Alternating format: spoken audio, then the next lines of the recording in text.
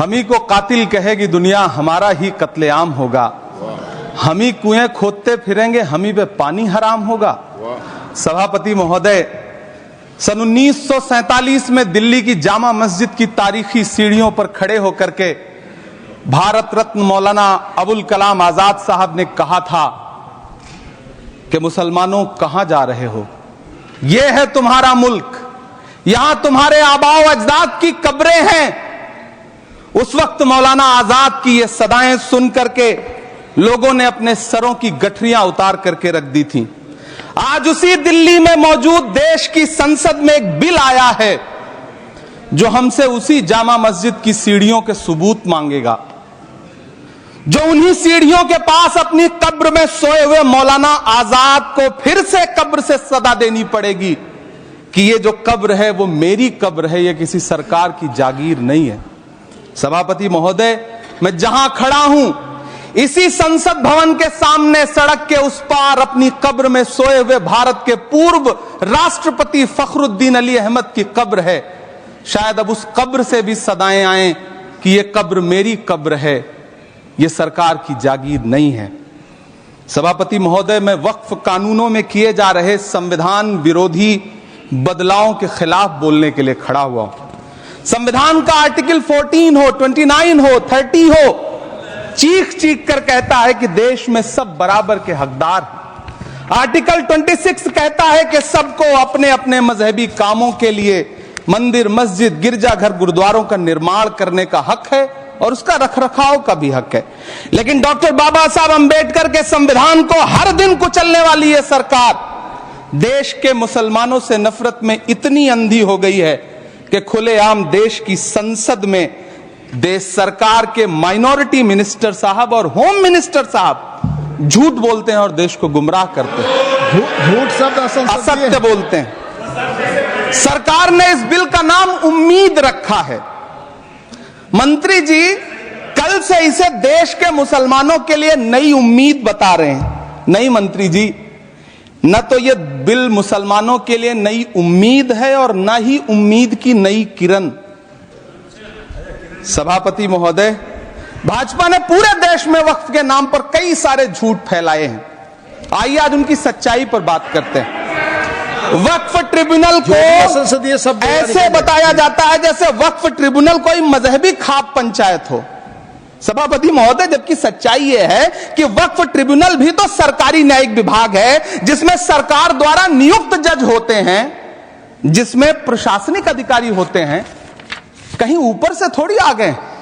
सभापति महोदय, देश के गृह मंत्री जी ने इसी सदन में कहा कि वक्फ ट्रिब्यूनल के फैसले के खिलाफ कोई कोर्ट नहीं जा सकता, जबकि सच यह है कि वक्फ एक्ट 1995 की धारा 83(9) के तहत हाई कोर्ट वक्फ ट्रिब्यूनल के फैसले की न सिर्फ समीक्षा कर सकता है बल्कि उसे बदल भी सकता है। सच तो यह है कि वक्फ बोर्ड खुद अपनी जमीनों के लिए कई सारी कोर्ट में मुकदमे लड़ रहा है।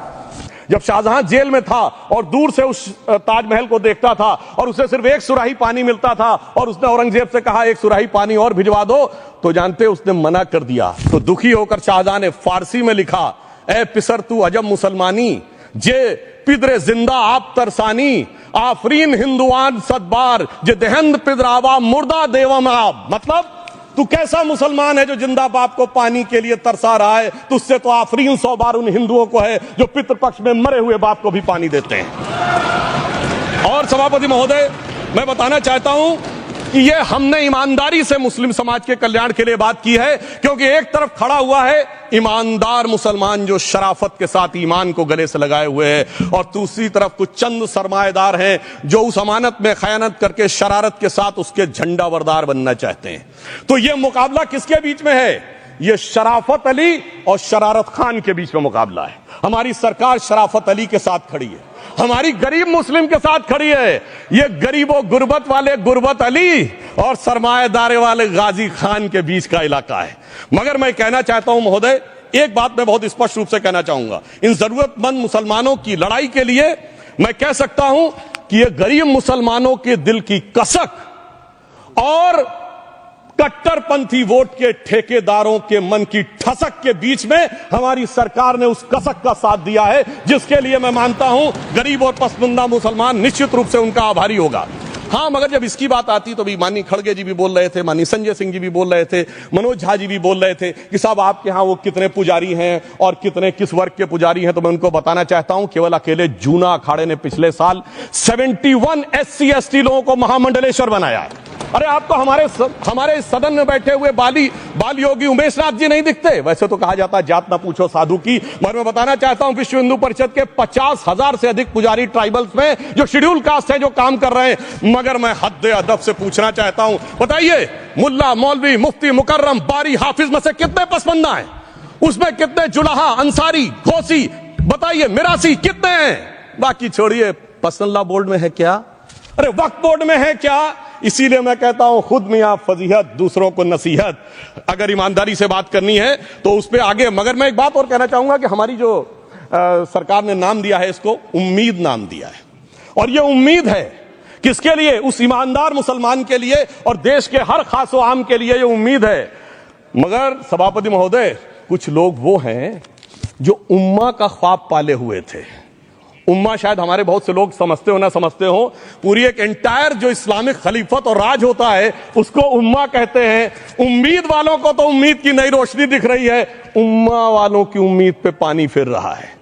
तो ये उम्मीद और उम्मा के बीच का भी मामला है। परंतु मैं ये भी कहना चाहूंगा सभापति महोदय, इसके बाद सिर्फ ऐसा ही नहीं था।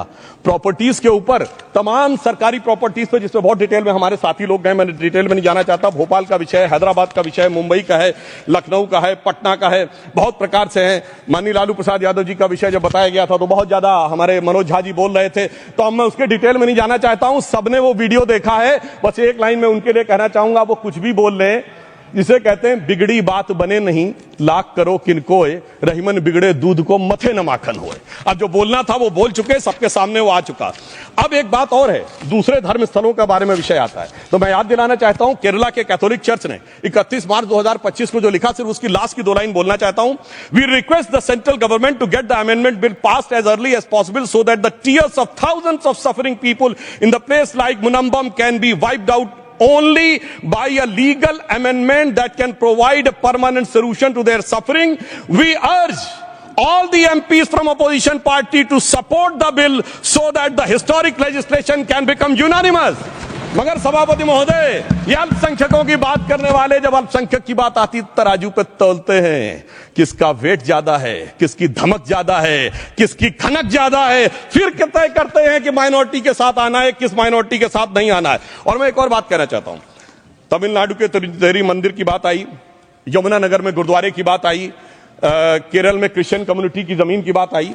बहुत सारे लोग प्लेसेस ऑफ वर्शिप के एक्ट की बात करते हैं, तो as per places of worship act Tamil Nadu का मंदिर का तो स्टेटस नहीं चेंज हो सकता भाई। 15 अगस्त 47 के बाद किसी प्लेस ऑफ वर्शिप का स्टेटस नहीं चेंज हो सकता, तो वक्फ बोर्ड को क्लेम फॉरफिट कर देना चाहिए, because it is in contrast to the places of worship act. परंतु अब सुनिए, यही गुरुद्वारे के बारे में भी होना चाहिए। मगर सभापति महोदय, चाहे वक्फ बोर्ड का एक्ट हो, चाहे प्लेसेस ऑफ वर्शिप एक्ट हो, एक ही को फायदा होना है, जिसे कहावत में कहते हैं, खरबूजा छुरी पर गिरे या छुरी खरबूजे पे गिरे, आखिर में कटना भगवे रंग के खरबूजे को ही होता है।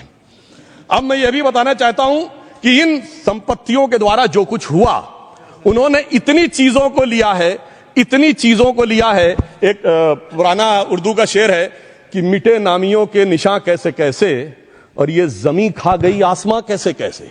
इस जमीन ने कैसे कैसे लोगों को अपने में समा लिया, इसकी तमाम तारीख गवाह है। अगर मैं इसमें बहुत डिटेल में जाऊंगा तो सदन का बहुत सारा वक्त जाएगा, परंतु मैं एक बात यह कहना चाहता हूं कि जब इतना ज्यादा आगे बढ़ गया तो फिर कोर्ट ने आगे इंटरवेंशन करना शुरू किया। मैं डिटेल में नहीं जाना चाहता हूं। अभी कार्तिकेय शर्मा जी ने बहुतों ने बोला सैयद फसल का case versus union of government, Allahabad high court के केस को कहा, मगर Bashir versus state of West Bengal case में उन्होंने बहुत क्लियर कट कहा है कि waqf is not a religious denomination in accordance with the Article 26 of the Constitution, so the matter relating to the restricting the economic, financial, political and other sectoral activities that may be associated with religious practice under Article 25(2)(a) of the Constitution can be regulated by the state. तो मुझे लगता है अब इसके बाद कोई किंतु परंतु का स्कोप नहीं रह जाना चाहिए। परंतु उसके बाद भी सभापति महोदय, जो कानून को न माने, जो कहे संविधान को नहीं मानेंगे, और जो ये कहे कि साहब अदालत के आदेश को भी नहीं मानेंगे, तो फिर इसका मतलब उसके मन में तो एक ऐसी बादशाही आ गई है। इसके लिए मुझे सभापति महोदय वो पुरानी वाली फिल्म अगर लोगों को याद हो तो मुगले आजम का वो सीन याद आता है कि जब अकबर ने अनारकली को कैद कर लिया तो सलीम कहता है जब्त मैं करूं जिसकी की जमीन वीरान हो गई है, जब्त वो न करे जिनके सिर्फ शौ के बाद चाहत को ठेस पहुंची है। ये जिल्ले इलाही की बादशाही नहीं बल्कि खुदाई है। मैं कहना चाहता हूं जो संविधान को न माने, कानून का न माने, इसका मतलब वो अपनी खुदाई में जी रहा है। तो ये वो लोग हैं। और वैसे मैं सभापति महोदय, खुदाई से आजकल बहुत से लोगों को डर लगता है, क्योंकि जहां जहां खुदा है वहां वहां भगवान है, जहां जहां खुदा है वहां वहां भगवान है। बाकी आप सब बहुत बुद्धिमान हैं।